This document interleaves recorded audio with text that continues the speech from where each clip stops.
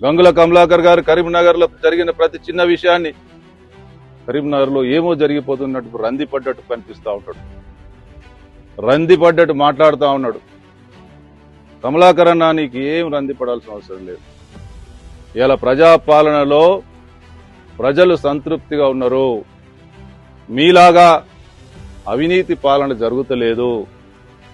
ఇందిరా చౌక్ను 1,80,00,000కు మీరు సుందరీకరణ చేస్తే శాతవాహన యూనివర్సిటీ ముందున్నటువంటి జ్యోతిబా పూలే చౌక్ను 18 లక్షలకు మాత్రమే సుందరీకరణ చేశాం. మీకు మాకు ఉన్న తేడా అది. ఈరోజు మీ హాయంలో జరిగినటువంటి అవినీతి, స్మార్ట్ సిటీకి సంబంధించినటువంటి మీరు ఆనాడు ఎమ్మెల్యేగా మంత్రిగా ఉన్నప్పుడు మేము మొత్తుకున్నాం, స్మార్ట్ సిటీలో అవినీతి జరుగుతూ ఉంది, అశాస్త్రీయంగా జరుగుతూ ఉన్నాయి పనులని. మేము మొత్తుకున్నది ఈరోజు ఇద్దరు మేయర్లు కొట్లాడి దాన్ని నిజం చేస్తూ ఉన్నారు. ఊర్లో చూస్తూ ఉంటాం, అక్కడక్కడ వాడలలో చూస్తూ ఉంటాం, ఇద్దరు కొట్లాడుతూ ఉంటారు. నీ మొడుగు మంచోడు కాడంటే నీ మొగుడు మంచోడు కాదని, నీ మొగుడు అవినీతి పరుడు అంటే నీ మొగుడు అవినీతి పరుడు అని ఆవేశంలో వాళ్ళు అసలు విషయాలు బయట పెడతా ఉంటారు. అంటే మనకు క్లియర్గా అర్థమైంది ఏంది, ఇద్దరు మొగుళ్ళు మంచోళ్ళు కాదు, ఇద్దరు మొగుళ్ళు అవినీతి పరులని ఇక్కడ స్పష్టంగా కనిపిస్తా ఉంది. గంగుల కమలాకర్ గారి హాయంలో మేయర్లుగా ఉన్న వాళ్ళు వీళ్ళిద్దరూ ఒకరికొకరు బీఆర్ఎస్ ప్రభుత్వంలో మీరు అవినీతి చేసి పాల్పడ్డరు అని చెప్పి మాట్లాడుతా ఉన్నారు. వాళ్ళిద్దరూ ఈ గంగుల కమలాకర్ ముగ్గురు బీఆర్ఎస్ పార్టీలో పనిచేసుకోవాలి, బీఆర్ఎస్ ప్రభుత్వంలో పనిచేసుకోవాలి. కాబట్టి వాస్తవాలను ఆ రోజు మొత్తుకున్నదాన్ని ఈరోజు వాళ్ళు నిజంగా ఆవేశంలో ఒప్పుకుంటా ఉన్నారు. కాబట్టి కమలాకర్ అన్న, మా పాలన ప్రజల వైపు, ప్రజల పాలన వైపు ప్రజల నడుస్తూ ఉంది. కాబట్టి మీరేం రందిపడాల్సిన అవసరం లేదు. భగత్ నగర్లో దొంగలు పడితే కూడా ఆడిపోయి కరీంనగర్లో ఏం జరుగుతూ ఉందని చెప్పి మాట్లాడుతూ ఉన్నాం. ఇంటి దొంగని ఈశ్వరుడు పట్టలేడు అన్నట్టు. అయినప్పటికీ కూడా సొంత అల్లుడో మనవడో ఆ దొంగతనానికి పాల్పడితే 3 రోజులలో దాన్ని వెలికి తీసిరు, బయటకు తీసిరు, దొంగలను పట్టుకున్నారు. ఏ విధంగా ప్రభుత్వాన్ని బదనం చేయాలి? కరీంనగర్లో పాలన లేదు, లేకపోతే ఇంకెక్కడనో లేదు. మీ అవినీతి వల్ల కుంగిపోయినటువంటి డ్యాములకు కూడా దానికి కూడా ప్రభుత్వాన్ని బదనం చేయాలి. ప్రతి సంవత్సరం లాగే 7 టీఎంసీలు ఉంటే కూడా ఇప్పుడేదో స్పెషల్గా నీళ్లు లేనట్టు చూపియాలి. ఇటువంటి ప్రయత్నాలు మానుకో కమలాకర్ అన్న.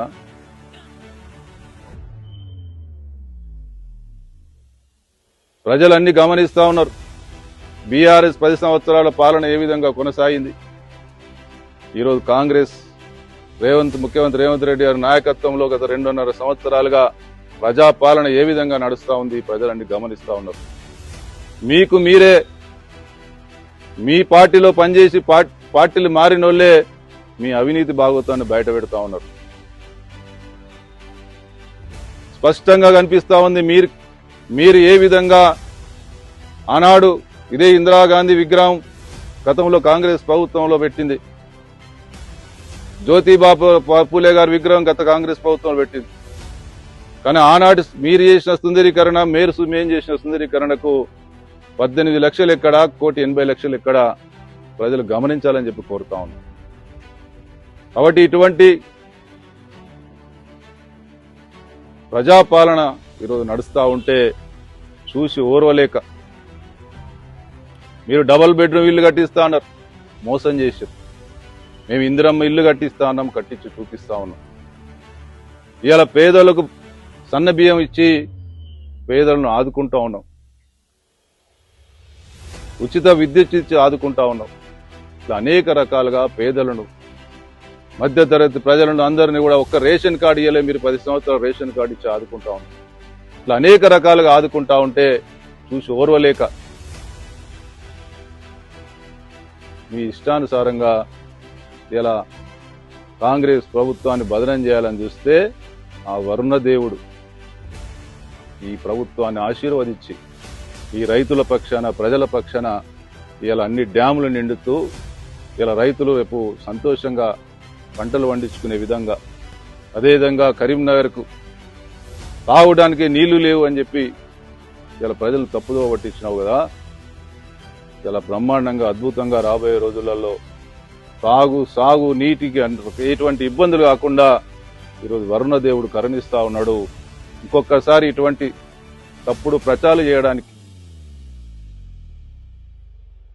ప్రజలు తప్పుదో పట్టి ప్రయత్నం చేయడానికి ప్రయత్నం చేయకండి. ప్రజలు నవ్వుకుంటా ఉన్నారు మిమ్మల్ని చూసి. మీ ప్రభుత్వం హయాంలో జరిగిందని, కాంగ్రెస్ ప్రభుత్వంలో జరిగిందని బేరీజు వేసుకుంటా ఉన్నారు. మీ నాయకులే ఒప్పుకుంటా ఉన్నారు.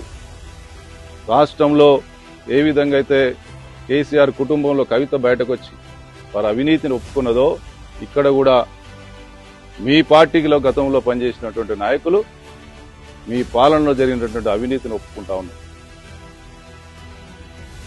కాబట్టి స్పష్టంగా ఈ రాష్ట్ర ప్రభుత్వం ముఖ్యమంత్రి రేవంత్ రెడ్డి గారి నేతృత్వంలో ప్రజల సంక్షేమం, అభివృద్ధి రెండు కళ్ళుగా ముందుకెళ్తా ఉంటే వర్ణదేవుడు దైవం ఈ రాష్ట్ర ప్రభుత్వాన్ని ఆశీర్వదిస్తా ఉన్నది.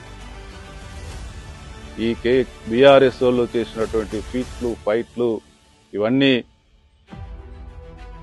ఏ ఒక్కరు కూడా సమర్థిస్తలేరు, దేవుడు కూడా సమర్థిస్తలేడని చెప్పి మరొకసారి తెలియజేస్తాం.